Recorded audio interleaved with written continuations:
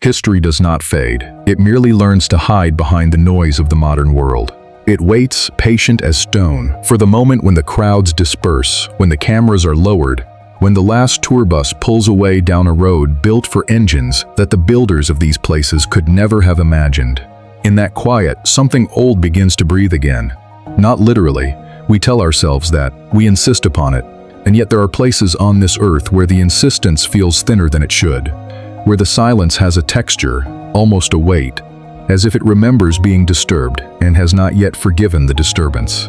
Human knowledge likes to believe itself expanding, endlessly, generation upon generation of careful scholarship closing the gaps in what came before. But there are certain doors in the ancient world that do not close gaps, they open them. And what lies behind those doors is not ignorance waiting patiently to be solved, but something closer to a warning, written in a hand so old that even the language it once served has had to be reconstructed sound by sound, syllable by syllable, out of silence. This is a story about those doors, about the texts that were carved not for the living but against them, spells meant to be read only once, in darkness, by the dead. About papyri filled with laments so total, so apocalyptic, that some who study them have wondered whether the men who wrote them were describing history or prophecy, memory or nightmare. About the strange, cold discipline that runs through 4,000 years of Egyptian religious writing. The discipline of naming a fear precisely enough that it might, perhaps, be controlled. We begin not with a monument, but with a chamber, a small one, and to understand what waits inside it, we must first stand where the light still reaches. The Saqqara Plateau does not announce itself the way its younger, more famous neighbors at Giza do. There is no single silhouette here that dominates the horizon, no shape memorized by schoolchildren on the other side of the world. Instead, there is a long shelf of pale limestone and gathered sand, stretching south from the outskirts of modern Cairo, pocked with excavation trenches and half-swallowed enclosure walls, over which the step pyramid of Djoser rises in tiers like something built by a civilization still learning 4,500 years ago what permanence was supposed to look like. In the late afternoon, when the desert wind has settled and the light comes in low and amber from the west, the whole plateau seems to soften, the sharp edges of broken masonry going gold and then gray as the sun drops toward the Nile Valley behind it. Dust moves in slow, deliberate currents across the open ground, catching the light before dissolving into the shadow of a wall, a pit, a doorway that leads down into rock. It is easy, standing here, to feel that you are looking at ruin in the ordinary sense, at the slow erosion of stone by wind and by time, the kind of decay that happens to all things left in open air long enough. But some of what has been lost at Saqqara was not eroded by weather. It was erased on purpose, by hands that meant to erase it, working with the same patience and precision that had once been used to carve it into being. Cartouches chiseled away, faces struck flat. Names, the single most dangerous thing a person could possess in the belief system of ancient Egypt. Deliberately, methodically removed from the record, as though someone, at some point in the deep past, had decided that certain individuals needed not merely to die, but to stop having existed at all. Beneath this plateau, reached by narrow stone stairways that descend into a darkness the modern visitor experiences only briefly, with a flashlight before climbing back into the sun, lie the pyramids of the 5th and 6th dynasties, smaller, less visited, structurally humbler than the great monuments to the north, and yet containing, within their burial chambers, something those greater pyramids do not. Walls covered, floor to ceiling, in columns of hieroglyphic text. Not images of gods, not scenes of daily life, not even, in the way later tombs would come to include them, illustrated maps of the afterlife, just text. Dense, uninterrupted, deliberate text, incised into stone that no living person was ever meant to read, addressed to an audience of one, the king, alone in the dark, on his way somewhere the rest of us have never been, and, the Egyptians themselves seem to have believed, were never meant to follow. These are the pyramid texts, and within them is a passage that has unsettled translators for more than a century. And yet within that unbroken physical record sits a passage so violent, so unlike the serene, ordered cosmology the rest of Egyptian funerary literature tends to project, that Egyptologists have spent more than 100 years arguing not just about what it means, but about why it exists at all. Modern scholarship calls it the cannibal hymn.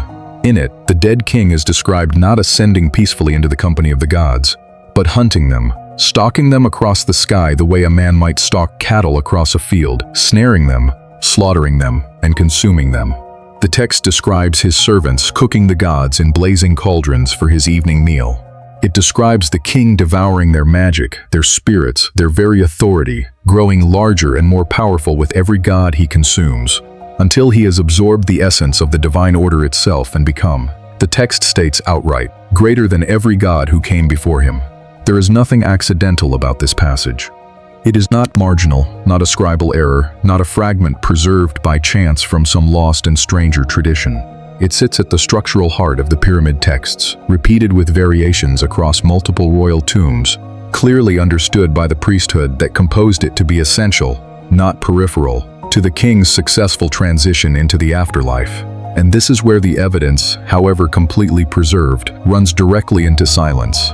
Because nowhere, not in this text, not in any surviving commentary, not in any later Egyptian source that references it, does anyone explain why. Why would a civilization that spent so much of its religious energy constructing images of harmony, balance, and cosmic order, the principle the Egyptians called Ma'at, the very thing their kingship existed to protect, compose, and carve permanently into royal stone, a vision of their own king as a devourer of gods? What fear, or what memory, made such violence necessary to a peaceful death? The scholars who have studied this question closely tend to divide along old fault lines. Some read the cannibal hymn as a survival, a fossil embedded in later, more polished theology, of something older and rawer, a pre-dynastic religious imagination in which power was won, quite literally, by consumption, and the veneer of Ma'at was a later invention layered over a darker origin. Others read it not as a memory of the past, but as a statement of anxiety about the present. The 5th and 6th dynasties were a period in which royal authority was in fact beginning to fracture, in which the absolute centralized power of the Old Kingdom's earlier rulers was slowly, invisibly eroding into the fragmentation that would eventually collapse the kingdom altogether. On this reading, the hymn is not a memory of ancient violence, but a kind of desperate assertion, a text written, perhaps, precisely because the thing it describes, total and unquestioned royal supremacy, was no longer something the living king could take for granted. The words become louder, in other words, exactly where the reality has grown quiet. Neither explanation can be confirmed. There is no external record, no letter, no administrative document, no later commentary from a Middle Kingdom priest looking back with the benefit of some lost oral tradition that tells us which reading, if either, is correct. We have the stone, we have the words, chiseled with obvious care and obvious intention in one of the very few chambers where any of this survives at all. What we do not have, and will likely never have, is the mind that composed them, or the specific fear, memory, or belief that made this particular violence feel necessary to a safe passage into eternity.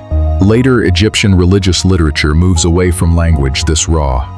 By the time of the New Kingdom, 1,000 years after Unas was buried, funerary texts had grown gentler in tone, more concerned with judgment, weighing, and moral accounting than with conquest and consumption. The Book of the Dead, the collection of spells most familiar to modern readers, imagines the deceased standing before Osiris while the heart is weighed against a feather, a scene of careful cosmic bureaucracy rather than predatory violence. It would be tempting to read this shift as simple progress, as though Egyptian theology matured out of an early, savage phase into a more sophisticated one. But the survival of the cannibal hymn, carved and preserved with obvious reverence a full millennium before that gentler theology took shape, suggests something more troubling, that the violence was never fully abandoned so much as buried beneath layers of later refinement, the way the plateau at Saqqara itself buries older structures beneath newer ones, older kings beneath the sand, disturbed by the builders of the next dynasty's monuments. Somewhere beneath the calm, weighing heart of the Book of the Dead may still lie the god-eating king of Unas's tomb, unspoken but not, perhaps, entirely forgotten. There is a particular kind of dust that settles over a place like Saqqara in the last hour before the site closes to visitors, fine, pale, and so light that it seems to move on the air itself rather than being carried by any wind strong enough to feel. It drifts across the broken causeways and settles, almost tenderly, into the deep-cut hieroglyphs of monuments the guards will lock away again within the hour, sealing the darkness back into place until the following morning. Somewhere beneath that dust, behind stone doors that modern engineering keeps closed as much for structural preservation as for any deeper caution, the words carved for King Unas remain exactly where they have always been, describing a violence whose purpose no living person has been able to fully explain. We can measure the depth of the burial chamber. We can date the limestone. We can translate, with reasonable confidence, nearly every hieroglyph on the wall. And still the plateau keeps its central question intact, unresolved, sealed as tightly as the chamber itself. What precisely were the people of the Old Kingdom afraid of? In that first darkness after death that made it necessary for their king to become a devourer of gods before he could safely become one himself. And what else, carved into stone across this same vast and patient landscape, might be waiting to ask us the same question again?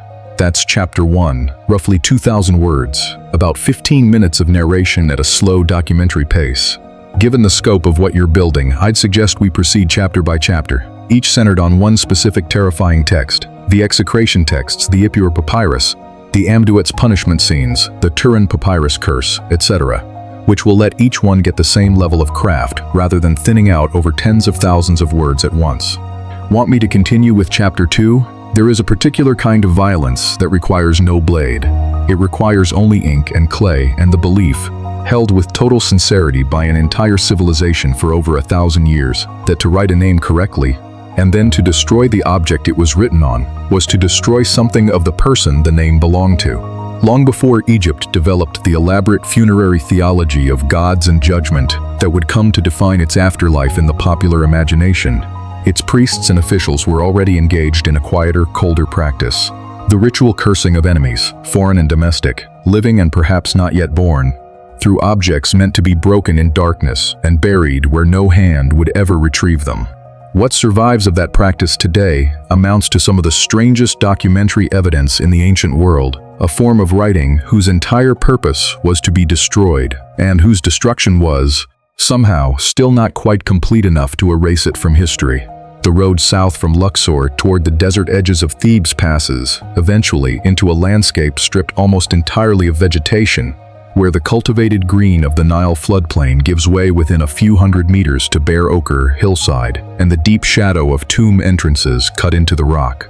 It is in places like this, at Thebes, at Saqqara, at various points along the desert margins where the Egyptians buried what they wished never to be found, that archaeologists in the early 20th century began uncovering caches of a peculiar and unsettling kind of artifact.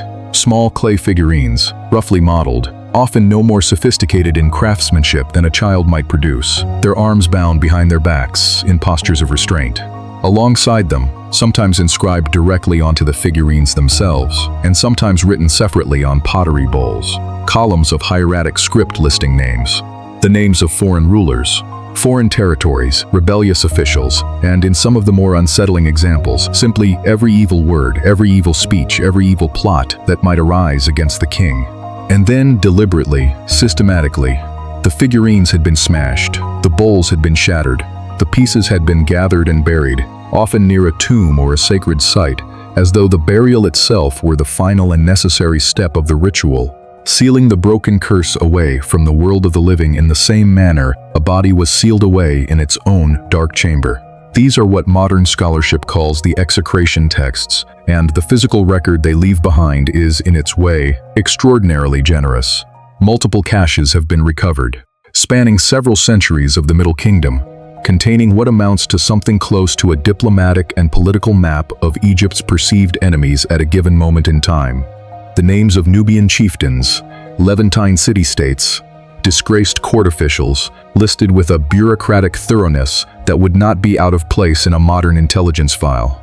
Where the historical record elsewhere leaves only vague, flattering references to Egypt's foreign relations in royal inscriptions designed for public praise, the execration texts, precisely because they were never meant to be read by anyone, offer something closer to an unfiltered internal record of who, exactly, the Egyptian state considered dangerous and precisely when.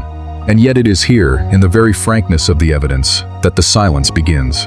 Because for all the specificity of the names listed, and there are, across the different caches, hundreds of individual names, many belonging to obscure regional rulers who appear nowhere else in the historical record, there is almost no accompanying explanation of what the ritual was believed to accomplish, procedurally. At the moment of breaking, we do not have a manual. We do not have a priest's account of the ceremony itself, who was present, what was spoken aloud as the clay was shattered, whether the destruction was meant to happen swiftly, violently, or with the same slow deliberation the Egyptians brought to nearly every other sacred act. We know the objects existed, we know they were broken, we know they were buried with evident care, often in significant numbers, at specific and apparently meaningful locations. What we do not know is the texture of belief that made this act feel effective, what precisely the Egyptians who performed this ritual imagined was happening at that moment to the distant and very much still living foreign ruler, whose name had just been smashed into fragments in the desert dust.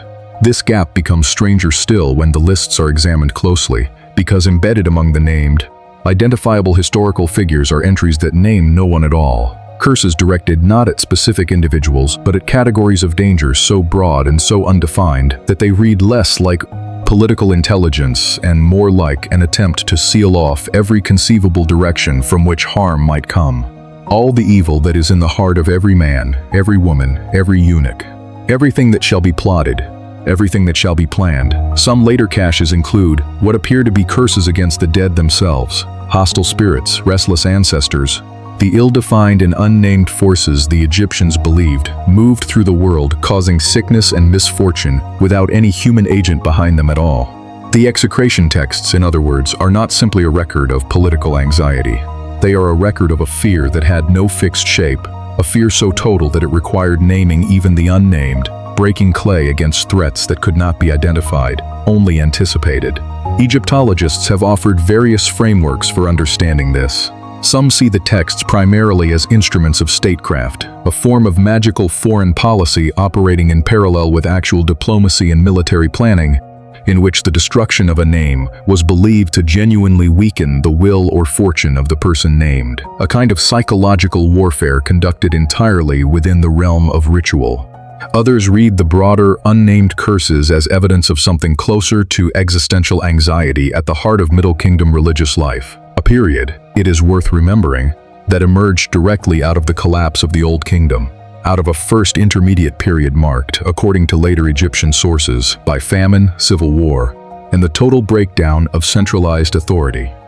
On this reading, the execration texts are not simply about controlling specific external enemies. They are about the memory of chaos itself, still close enough in cultural memory to require ritual defense against its return. Breakable clay standing in for a fear too large and too formless to otherwise be contained. What makes this particular silence difficult to sit with is not the absence of evidence, but its abundance without explanation. Unlike so many ancient mysteries, where scholars work from fragments and must reconstruct entire systems of belief from scraps, the execration texts survive in genuine quantity.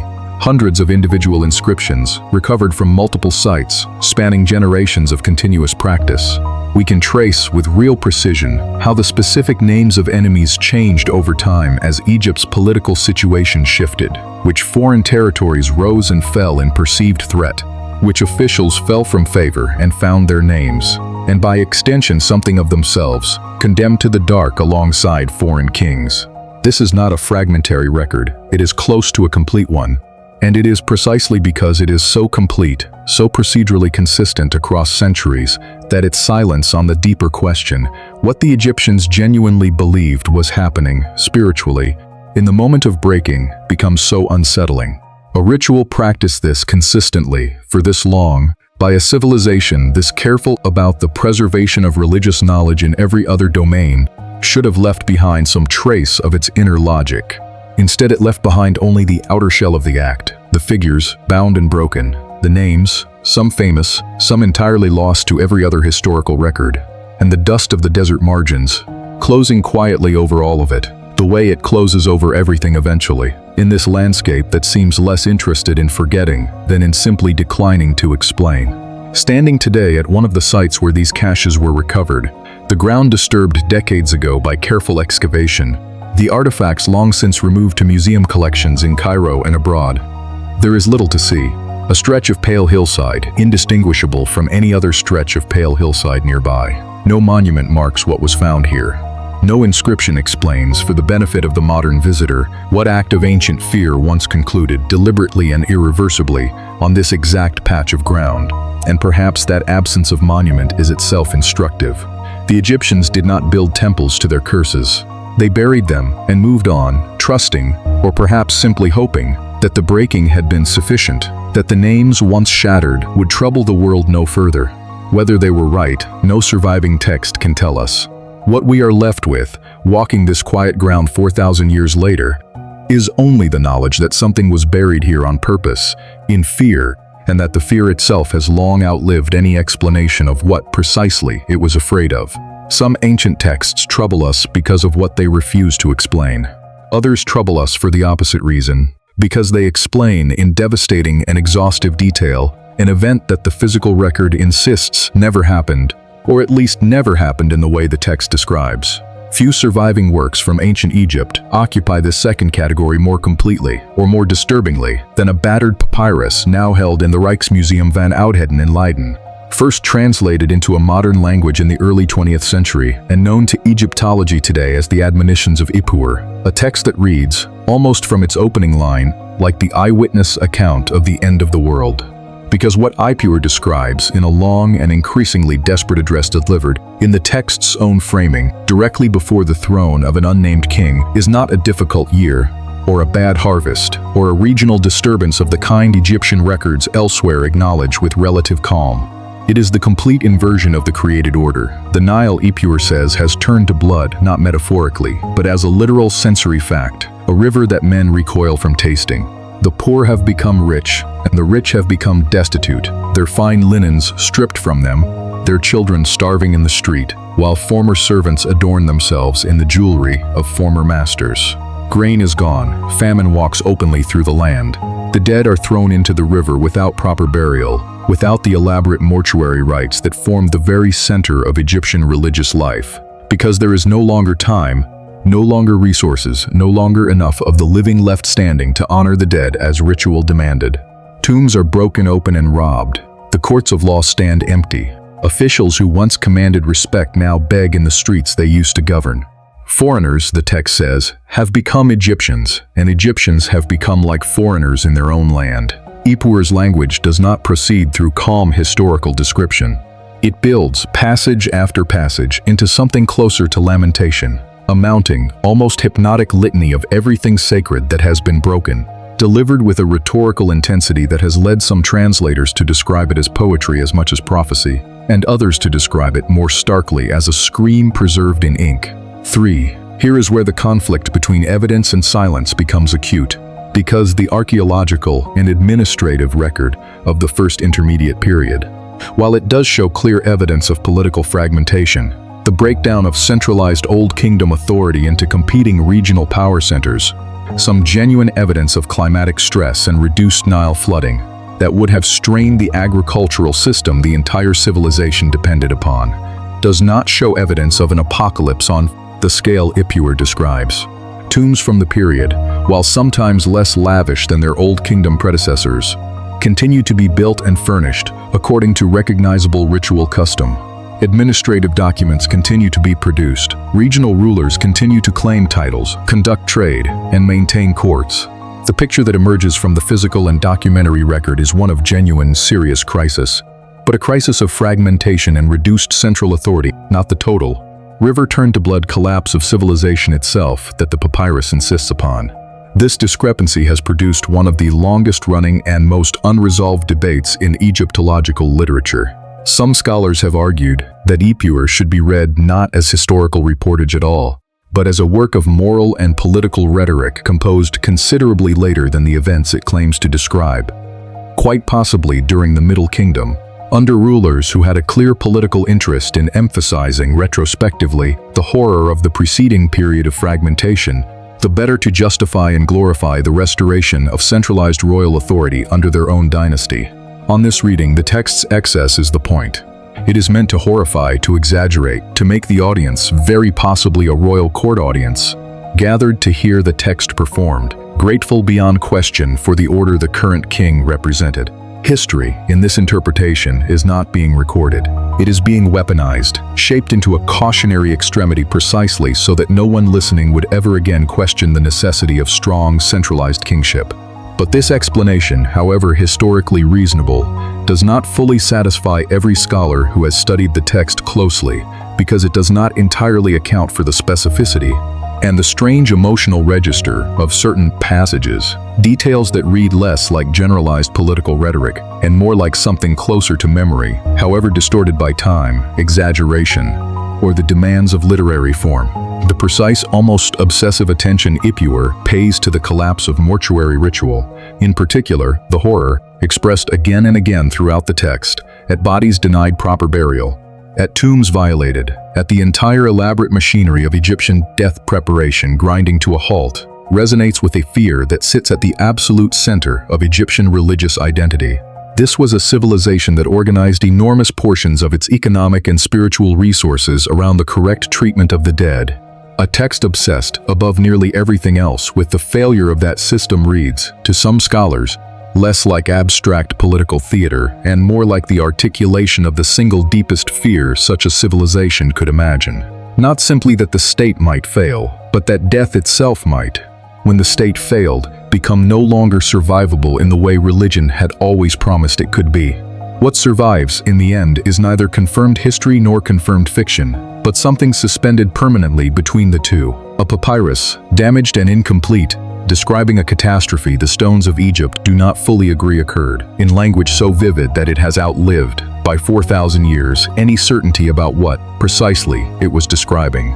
Under the museum glass in Leiden, the cracked columns of hieratic script continue to speak of blood in the river and grief in the streets, addressed still to a king whose name the text never gives, in a hall long since turned to dust, waiting for an audience whose reaction to these words, horror, recognition, or the particular unease of hearing your own worst fears, spoken aloud by someone who claims to have already lived through them, we can no longer reconstruct with any confidence at all. There is a particular species of dread that comes not from the unknown, but from the unbearably specific. It is one matter to fear death in the abstract, to imagine some vague and formless dissolution waiting on the other side of the final breath. It is another matter entirely to be shown, in exacting visual and textual detail, precisely what awaits, to see, carved and painted on the walls of a tomb built for a king, the exact postures of the damned, the exact instruments of their punishment, the exact names of the beings who administer it, repeated with a bureaucratic thoroughness that leaves no room for the comfort of vagueness. This is the particular horror offered by the underworld books of the New Kingdom, and nowhere does it appear more starkly than in the Book of Gates, carved into the deep corridors of the royal tombs, cut into the limestone of the Valley of the Kings.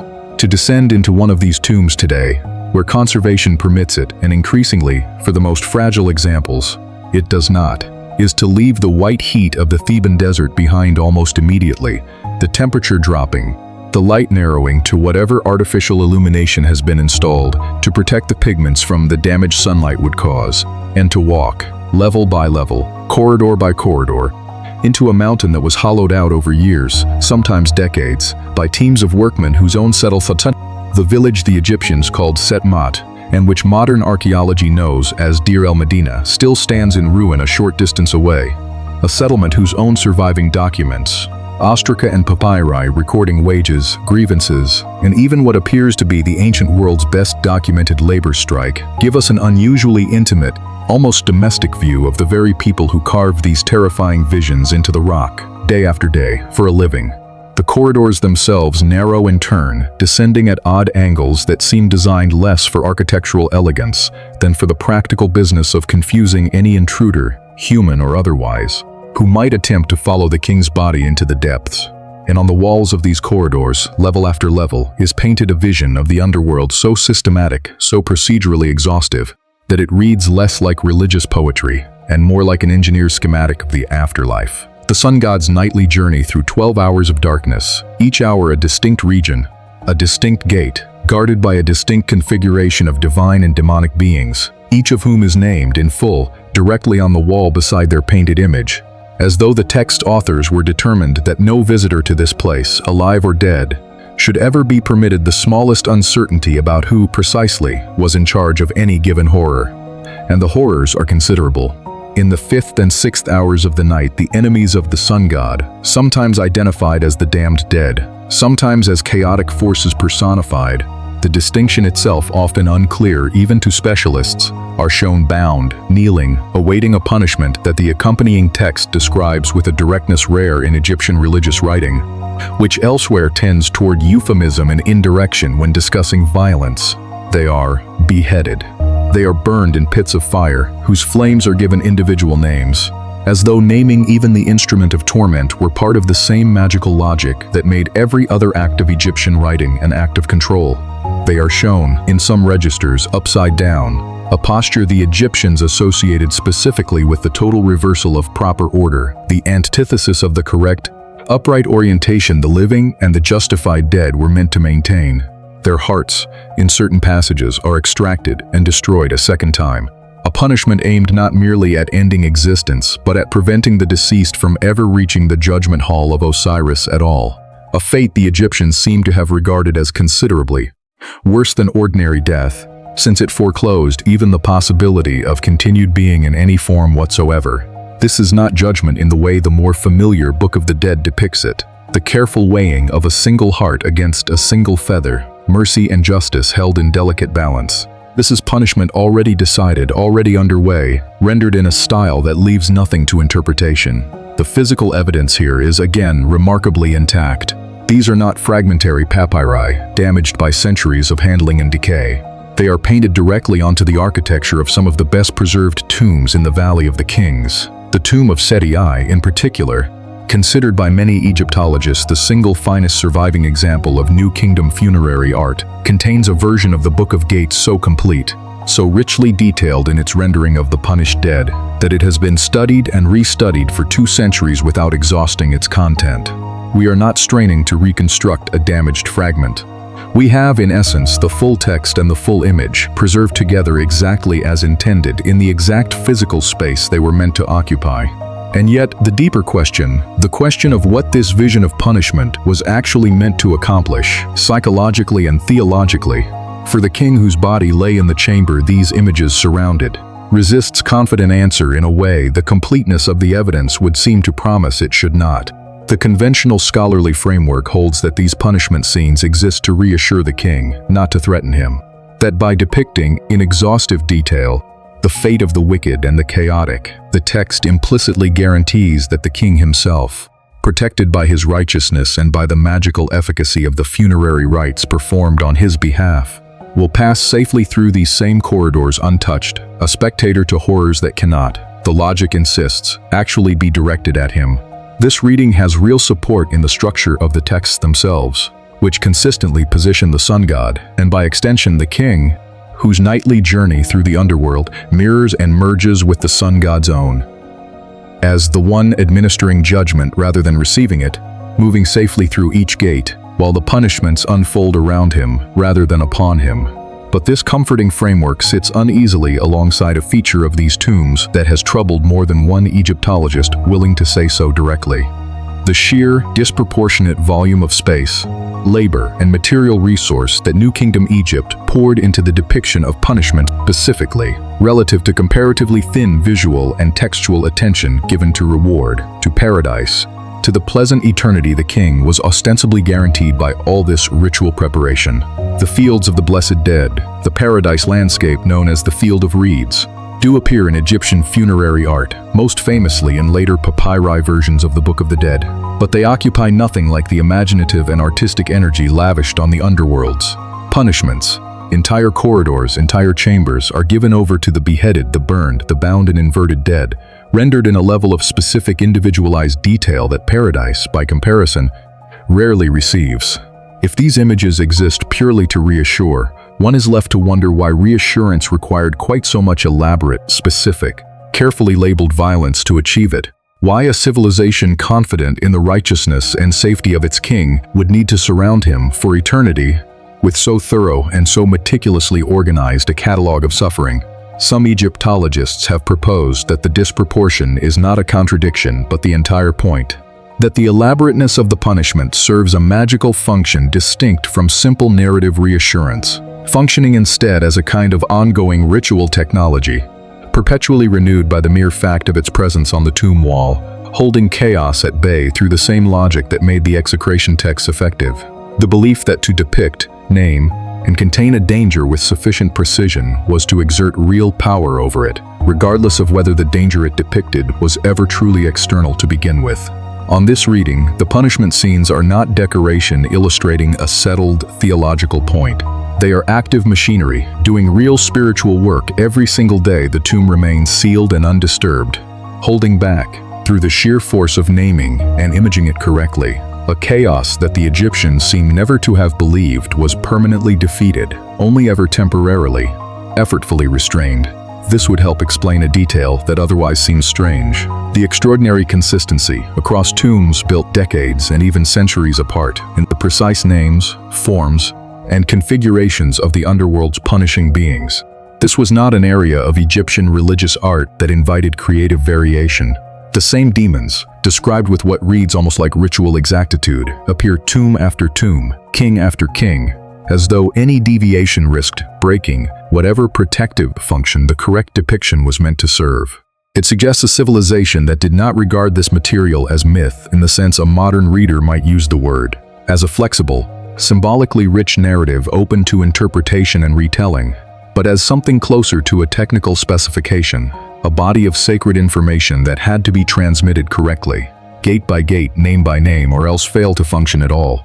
What we are left with, standing at the base of one of these painted corridors, the artificial light picking out details of violence rendered with the same careful, patient hand that elsewhere in the same tomb depicts scenes of extraordinary tenderness, the king embraced by goddesses, welcomed by ancestors, restored to a wholeness death had threatened to take from him, is a religious imagination that appears to have held both possibilities simultaneously and without apparent contradiction. A universe in which paradise waited genuinely for the righteous dead, and a universe in which that paradise could only be reached by passing directly alongside, never through, but never fully separate from, a punishment rendered in such obsessive, specific detail that it is difficult, even now, even for a visitor who believes none of it, to walk those corridors without feeling that something in the dark, in fact, still remembers exactly how it was told to behave. Not every unsettling text from ancient Egypt was written for gods, or for kings, or for the grand architecture of cosmic judgment. Some of the strangest surviving documents are far smaller in scale, and far more intimate in their implication. Letters, in the most literal sense, written by the living to the dead, left inside tombs or inscribed on offering bowls placed where the deceased could, it was believed, still perceive them. These letters ask for things, they complain, they accuse, and in their plain, often desperate domestic language, they reveal something the grander funerary literature tends to obscure, a working assumption, held apparently without much theological anxiety by ordinary Egyptians across multiple periods of their history, that the dead did not depart entirely from the world of the living, but remained close enough and powerful enough to be blamed. The objects themselves are unglamorous. A red-polished pottery bowl, its interior surface inscribed with hieratic script, recovered from a tomb context and now held, like so much of this material, in a museum collection far from the ground where it was placed. A papyrus letter, folded and addressed, in form exactly as a letter to a living relative might have been addressed, except that the recipient named on the outside had been dead for some years by the time it was written. These are the letters to the dead, a genre of Egyptian writing that spans, in its surviving examples, from the late Old Kingdom through the New Kingdom. Well over 1,000 years of continuous, if apparently never especially common, practice, scattered thinly enough across the archaeological record that each new example still attracts real scholarly attention when it surfaces. Their content is startlingly ordinary in tone, even as their premise remains extraordinary. A widow writes to her deceased husband, reminding him of the care she took of him in life, the offerings she has continued to make on his behalf since his death, and then the actual purpose of the letter emerging, asking him to intervene, from wherever he now exists, against an illness that has struck her, an illness she attributes not to natural causes, but to the hostile influence of some other spirit, quite possibly a deceased family member with whom the household had unresolved grievances while he was alive. A man writes to his dead father, adopting a tone of genuine, almost wounded complaint, accusing the father's spirit of failing to protect the household properly, of allowing misfortune to fall upon children the father, while living, would surely have defended. Another letter, among the more frequently discussed examples in the scholarly literature, comes from a widower addressing his deceased wife directly, in language of real emotional rawness, asking what he has done to deserve the suffering that has followed her death, and pleading with her to appear to him. In a dream, The text implies, since dreams were understood by the Egyptians as one of the primary channels through which the dead could communicate with the living and explain herself, the silence here is not a silence of missing evidence so much as a silence of missing integration. Egyptology has no difficulty explaining each of these bodies of religious material individually. The underworld books make internal sense on their own terms, and so, on their own terms, do the letters to the dead. What remains genuinely unresolved is how an ordinary Egyptian household was expected to hold both belief systems simultaneously. A cosmology in which the dead journeyed through 12 elaborately guarded hours of underworld darkness toward judgment, and, ultimately, transformation into something categorically different from their living selves, and a parallel, evidently sincere practice of writing to that same dead relative as though they remained, in some immediate and practical sense, still living down the road, still capable of being annoyed with, still expected to answer a complaint about unpaid family debts of protection and care. No surviving theological text attempts to reconcile these two pictures. No priest's commentary explains how a spirit, undergoing the sun god's nightly journey through gates of fire and judgment, was simultaneously available to receive, read, and act upon a letter left in a bowl of food offerings at the tomb entrance. The Egyptians, so far as the evidence allows us to say, simply held both frameworks at once, apparently without feeling the contradiction that a modern systematic theology would insist upon resolving.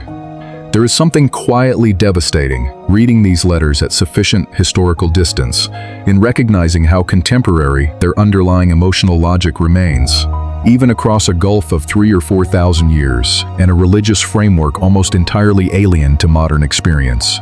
The widower writing to his dead wife is not, in the end, so very different from a grieving person today who speaks aloud to an empty room, addressing someone who cannot answer, asking the unanswerable question of what more could have been done. The difference is only that the Egyptian tradition gave this impulse a formal, written, ritually sanctioned outlet, a bowl, a letter, a place to leave it where the dead were believed capable, at least in principle, of receiving it. Whether the dead ever did receive it, whether any of these letters were ever, in the sense their writers hoped, actually answered, is a question no surviving document can address.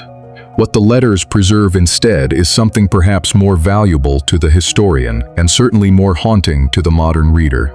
Not an answer, but the precise shape of an ancient grief, momentarily and unusually legible, 3,000 years after the hand that wrote it fell still, addressed to someone the writer clearly still expected, in some quiet and unresolved part of themselves, to hear.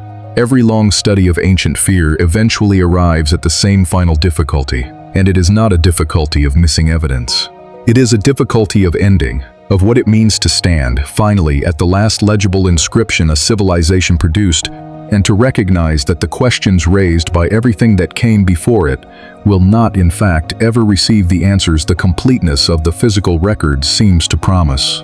This chapter concerns that final threshold, the Temple of Philae on its island in the Nile, where the practice of writing in the old sacred script continued longer than anywhere else in Egypt, and where, in the year 394 of the modern era, a priest carved the last dated hieroglyphic inscription his civilization would ever produce.